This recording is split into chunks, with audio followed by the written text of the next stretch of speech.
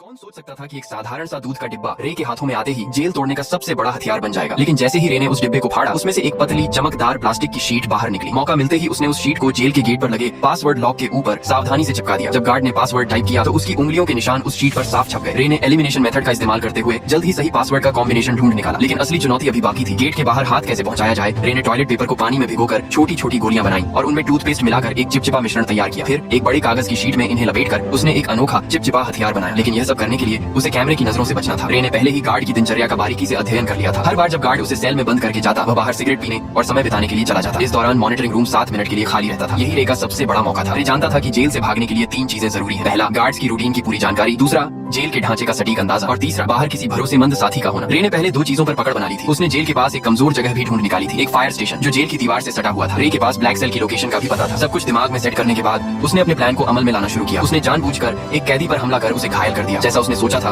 वैसा ही हुआ। गार्ड्स ने उसे सजा के तौर पर ब्लैक सेल में डाल दिया। जब गार्ड खाना देने आया, रे ने चुपके से कागज की गोली छोटी खिड़की के ताले में डाल दी, जिससे वह आसानी से खुल गई। पासवर्ड सिर्फ 4 अंकों का था, जिसे रे ने चुटकियों में क्रैक कर लिया। ब्लैक सेल से निकलते ही उसने मॉनिटरिंग सिस्टम को हैक कर 1 मिनट पुराना फुटेज चला दिया ताकि गार्ड्स को कुछ पता न चले। इसके बाद उसने फायर स्टेशन से जुड़ी वेंटिलेशन पाइपलाइन को खोज निकाला। जब गार्ड सिगरेट पीने में व्यस्त थे, रे उस पाइप के रास्ते रेंगता हुआ बाहर निकल गया। बाहर उसकी साथी पहले से ही तैयार थी। उसने एक छोटी कार में विस्फोट कर दिया, जिससे फायर अलार्म बज उठा। गार्ड्स ने सीसीटीवी फुटेज चेक की, लेकिन सब कुछ सामान्य दिखा। इस बीच रे फायर स्टेशन में दाखिल हो चुका था। उसने जल्दी से एक फायर फाइटर की वर्दी चुराई और फायर ट्रक के नीचे छुप गया। अफरा तफरी का फायदा उठाकर वह ट्रक के साथ घटनास्थल तक पहुंचा और वहां से अपनी साथी की गाड़ी में बैठकर साफ बच निकला। यह रे की 14वीं जेल ब्रेक थी, जहां यह खुलासा होता है कि वह कोई नॉर्मल अपराधी नहीं था। उसका असली काम जेलों की सिक्योरिटी सिस्टम को टेस्ट करना था। असल में वह एक सिक्योरिटी कंपनी का ओनर था, जिसकी वजह से वह नकली कैदी बनकर जेलों में घुसता और अपनी काबिलियत से बाहर निकलकर यह प्रूफ करता था कि जेल की सिक्योरिटी सिस्टम में सुधार की जरूरत है या नहीं। वह इतनी जेलों से भाग चुका था कि लोग कहने लगे कि यह बंदा किसी भी जेल को एस्केप कर सकता है। एक दिन सीआईए के लोग उसके पास आए और कहा कि उसे एक बहुत कड़ी और खुफिया जेल में जाना होगा, जिसका नाम या लोकेशन किसी को बताने का ऑर्डर नहीं था। यह मिशन बहुत खतरनाक था। बावजूद इसके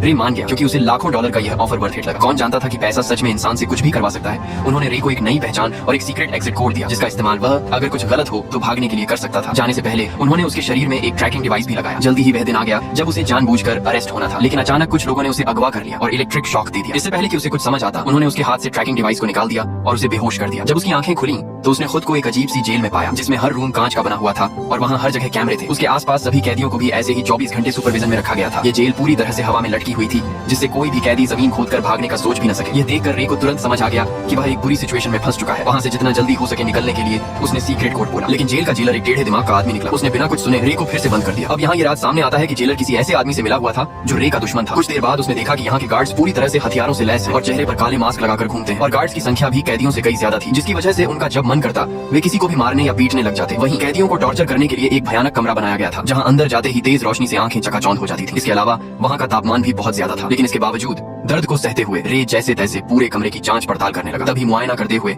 उसकी नजर फर्श पर स्टील प्लेट से जुड़ी कील पर पड़ी। उसी मोमेंट उसके दिमाग में एक आइडिया आया। बाहर निकलने के बाद उसने प्लान बनाना शुरू कर दिया। अब जेल से बाहर निकलने के लिए उसे किसी की सख्त जरूरत थी। जैसे ही उसने अपनी पहचान बनानी शुरू की, तभी टाइसन नाम का एक आदमी उससे दोस्ती करने आ गया। उसकी आंखों में अलग ही चमक थी। उसने सीधे पूछा, क्या चाहिए तुझे? रे ने भी कुछ नहीं छुपाया और सीधा कहा, मुझे एक चमकदार आयरन शीट चाहिए जो रोशनी को रिफ्लेक्ट करे, और अगर तुम मुझे यह लाकर देते हो तो हमारी दोस्ती पक्की समझो। इस पर टाइसन भी राजी हो गया। इसके बाद वह सीधा जेलर के पास पहुंच गया और उसे उल्टा सीधा कहने लगा, जिससे टेढ़े दिमाग का जेलर गुस्से में आकर उसे वाटर टॉर्चर देने लगा। हालांकि इसी बीच टाइसन ने चालाकी से उस कमरे का ड्रेन कवर निकाल लिया। काफी मार खाने के बाद उसने वह कवर रे के हवाले कर दिया। रे को लगा, वाह, ये आदमी तो काफी शातिर खिलाड़ी निकला। टाइसन से इंप्रेस होकर उसने अपनी असली पहचान बता दी कि मैं एक जेल ब्रेकर। इसी के साथ उसने अपना एनालिसिस भी बताया कि इस जेल का स्ट्रक्चर वर्टिकल है, जिसका मतलब यह जेल अंडरग्राउंड में बनाई गई है। दरअसल जब रे टॉर्चर रूम में था तो उसने जमीन के नीचे से पानी की आवाजें सुनी थी, जिसका मतलब वहाँ एक पानी की पाइपलाइन हो सकती है, जिससे उन्हें भागने का रास्ता मिल सकता है। इस सब के बाद टाइसन ने जानबूझकर जेल के गुंडे मार्को ब्रदर्स से पंगा ले लिया। उधर रे ने एक रोटी को हथेली में छिपा लिया। फिर जैसे ही मार्को के आदमियों ने जेल में मारपीट मचाई, प्लान के अकॉर्डिंग दोनों को टॉर्चर रूम में डाल दिया गया। वहाँ पहुंचते ही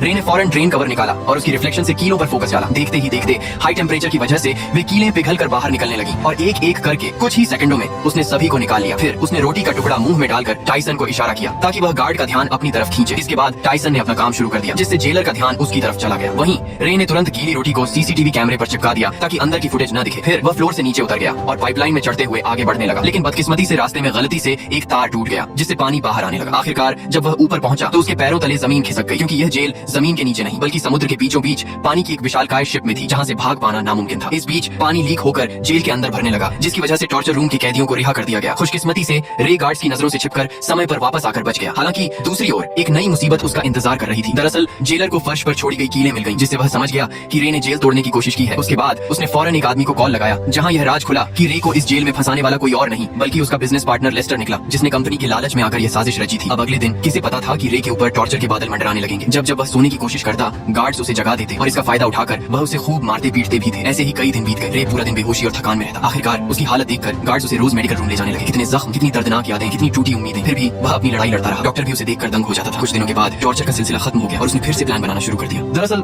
खाना खाने के बहाने वह टेबल के नीचे चोरी छिपे एक डायरेक्शन बताने वाली डिवाइस बनाने लगा। इसी दौरान उसने मार्को से मिलकर उसे अपनी टीम में शामिल कर लिया, जिसके बाद तीनों ने मिलकर एक ताबड़तोड़ प्लान बनाया। प्लान के हिसाब से मार्को भाई ने जेलर से झूठ बोला कि मेरे पास खुफिया जानकारी है जो मुझे डेक पर जाकर पहुंचानी है। ये सुनते ही जेलर ने उसे डेक पर जाने की परमिशन दे दी। अब वहां पहुंचते ही मार्को ने डायरेक्शन डिटेक्टर से मेजर करना शुरू कर दिया, मगर रे के लिए इतना काफी नहीं था। उसने नोटिस किया कि फ्लश करते वक्त पानी घड़ी की उल्टी दिशा में घूम रहा था। अब सारी डाटा को एनालिसिस करने के बाद उसने कंक्लूड किया कि वह अभी नॉर्दर्न हेमिस्फीयर में है। फिर एक नए आई कैदी से पूछने पर पता चला कि अभी नवंबर का महीना चल रहा है। इसके बाद रे ने अपने बॉडी टेम्परेचर को ध्यान में रखकर अनुमान लगाया कि वहाँ का तापमान जरूर मोरक्को तट के आसपास का होगा। इतनी मशक्कत के बाद आखिरकार अंत में जाकर उन्होंने क्लियर लोकेशन का पता लगा ही लिया। हालांकि लोकेशन पता होने के बावजूद वे वहाँ से निकलते भी तो कैसे। तभी टाइसन ने कहा कि अगर हम किसी तरह से बाहर मौजूद मेरे आदमियों तक मैसेज भेज सकें तो हमें यहाँ से निकलने से किसी का बाप भी नहीं रोक सकता। उसकी बातें सुनकर रे को लगा कि इस जेल का डॉक्टर शायद उसकी मदद कर सकता है। उसके बाद उन्होंने एक प्लान बनाया जिसके अकॉर्डिंग टाइसन ने जानबूझकर रे पर हमला कर दिया, जिससे वह डॉक्टर के पास जा सके। ऐसे ही कई दिनों तक रे बीमार होने का नाटक करके रोजाना डॉक्टर के पास जाने लगा। डॉक्टर को भी रे का दर्द बर्दाश्त नहीं हुआ और वह उसकी मदद करने के लिए राजी हो गया। अब यहाँ यह खुलासा होता है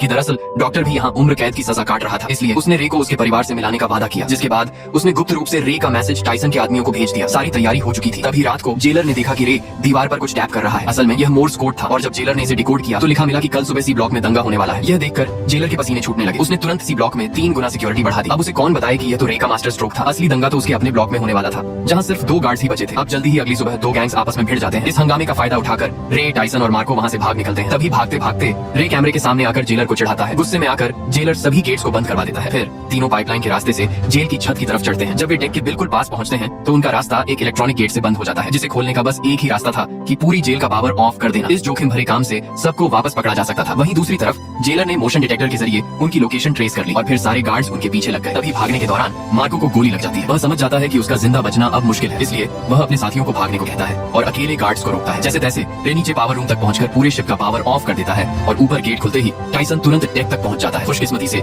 वहाँ हेलीकॉप्टर भी पहुंच चुकी थी, लेकिन टाइसन के मजबूत इरादों की वजह से वह रे को अकेला छोड़कर जाता भी तो कैसे। उसने मशीन गन उठाई और सामने आने वाले गार्ड्स पर गोलियां चलानी शुरू कर दी। वहीं दूसरी तरफ रे छुपकर पानी के एक टैंक में घुस गया, जहां उसे ढूंढ पाना मुश्किल था। यह देखकर जेलर ने तुरंत आदेश दिया कि शिप को दोबारा रिस्टार्ट करो, जिससे जिस पानी के टैंक में रे छुपा था वह अपने आप फ्लश होने लगा, जिससे रे फौरन समुद्र में जा गिरा। रे का दिमाग देखकर जेलर के तो होश ही उड़ गए। वहीं इधर टाइसन ने एक बंदूक उसकी तरफ फेंकी। रे ने तुरंत कैच किया और कुछ गोलियां फायर कर दी, जिससे जेलर के पीछे रखे तेल के ड्रम फट गए। इसी के साथ जेलर की वही मौत हो गई। अब सब कुछ शांत हो गया और वे दोनों अफ्रीकन तट पर पहुंच गए। अचानक सामने से एक गाड़ी आई जिसमें से एक लड़की उतरी। वह लड़की और कोई नहीं बल्कि जेसिका निकली, जिसने रे को यह मिशन का ऑफर दिया था। तब रे को पूरी बात समझ आई। ये सारा प्लान टाइसन की बेटी का था। दरअसल जेसिका ने अपने पिता को बचाने के लिए उसे जेल में भिजवाया था और रे की चालाकी से उसे बाहर भी निकलवा लिया। आखिरकार रे के चेहरे पर एक प्यारी सी मुस्कान खेल उठी और ऐसे ही संघर्ष और हार न मानने के जज्बे से वे लोग अपने परिवार से वापस मिल सके। यही मुलाकात इस खूबसूरत फिल्म का अंत बन गई। तो दोस्तों, आशा है आपको कड़ी मेहनत और उम्मीद से भरी ये मूवी पसंद आई होगी। अगर पसंद आई है तो प्लीज नीचे आ रही इन वीडियोस को भी जरूर देखें और वीडियो को लाइक करके चैनल को सब्सक्राइब कर लें, जिससे आपको और भी मूवीज देखने मिल सके।